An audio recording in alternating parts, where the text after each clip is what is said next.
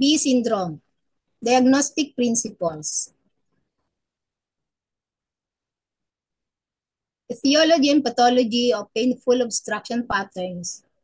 There are two principal causes of painful obstruction, the most common being invasion by external pathogenic factors, and the less common being internal imbalance. The external factors are wind, cold, dampness, and heat, which can invade the body individually or in combination. There are many causes of internal imbalance, which may lead to painful obstruction. Among them, bladysthesis, retention of dampness and phlegm, and injury to chi and blood or the anti-pathogenic factors.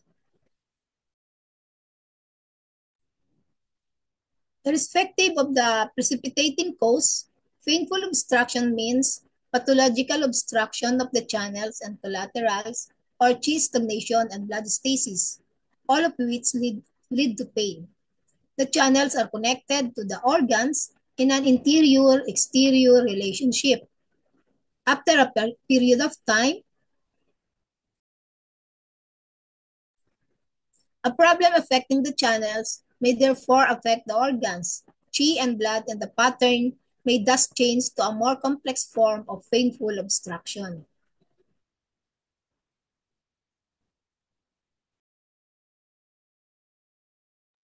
So let's see the diagram. Exposure to wind or cold because of cold, working condition, living environment, or improper clothing. So the pathogenic wind or dampness enter to the body, then obstruction of chi and blood occurred.